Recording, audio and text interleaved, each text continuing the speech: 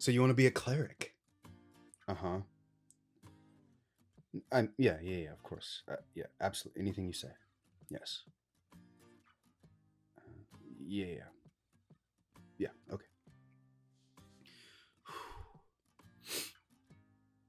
Oh, hey. I'm Luke from Nerdcraft HQ, where uh, sorry, sorry about that.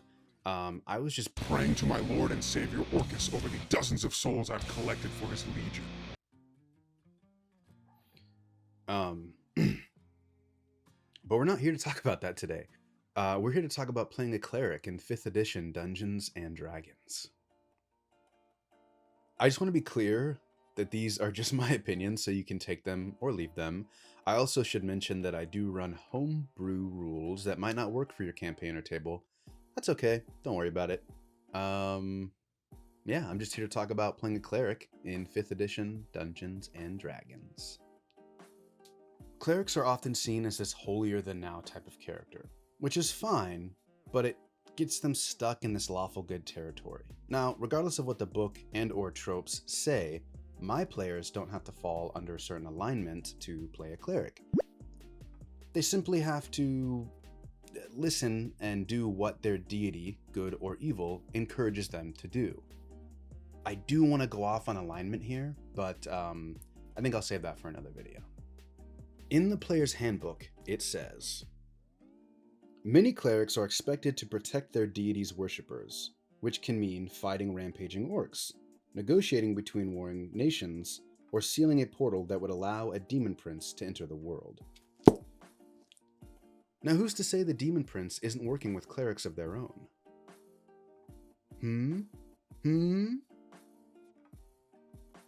Just something to think about.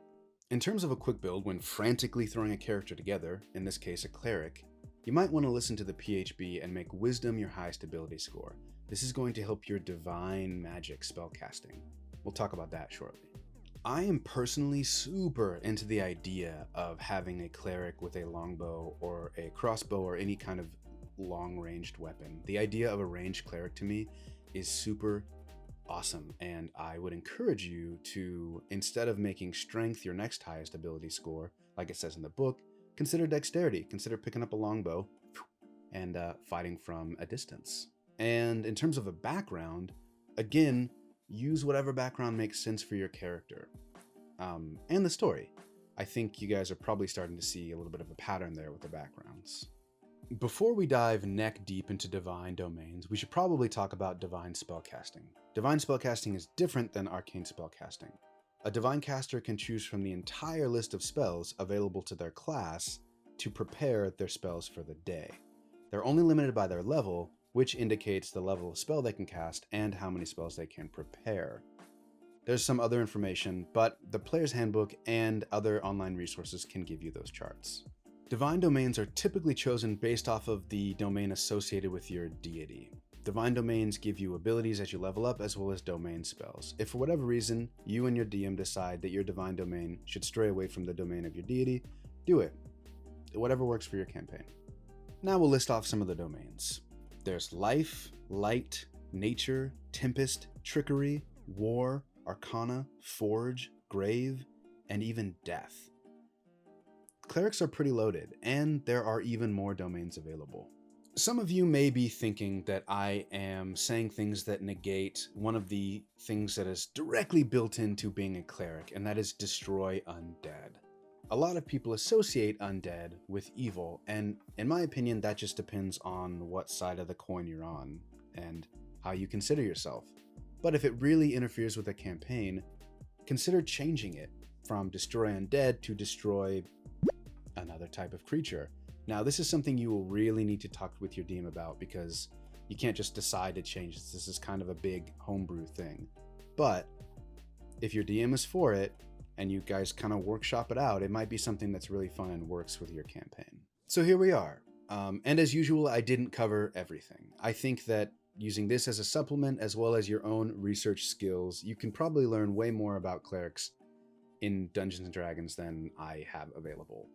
In my final thoughts, I love clerics. It's probably my favorite class, but unfortunately, I spent far too long thinking that if I were to play a cleric, I wouldn't ever be able to have enough grit. Boy, was I wrong.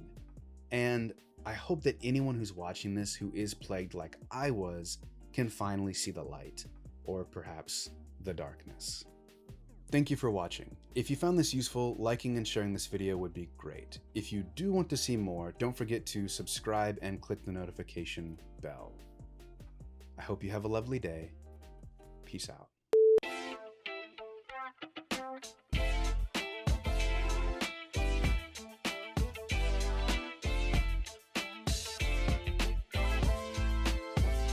One of those has got to work. I mean, I'm acting my f***ing heart out here.